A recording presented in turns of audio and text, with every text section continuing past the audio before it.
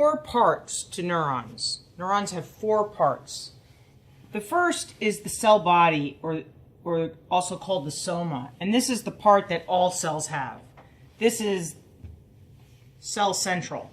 There's the nucleus is here with the DNA. This is like City Hall. It's going to give out all the orders.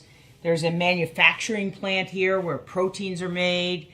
There is a power plant here. So this is really the place that keeps the cell going. It makes all the material for the entirety of a neuron, which it can be, as we said in the last segment, very, very long, very large. So the cell body has coming out from it a number of dendrites, and these dendrites branch, and they continue to branch, and they can branch 2, 3, 4, 5 times. And so that makes a tree, which we call the dendritic arbor or the dendritic tree. And these dendrites are responsible for gathering in information. They're the sentries. They're the place where they're the ears of the cell, of the neuron. They're taking in all information. So information is going into the dendrites, into the cell body to a certain extent, but really into the dendrites. So what do we do with all that information?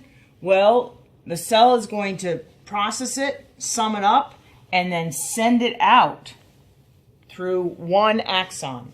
There's one axon. And while these dendrites are very local, they're going to have a local distribution.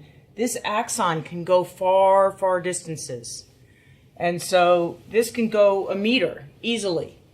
So this is an axon, and it's going to carry the information along the length of it. But then what?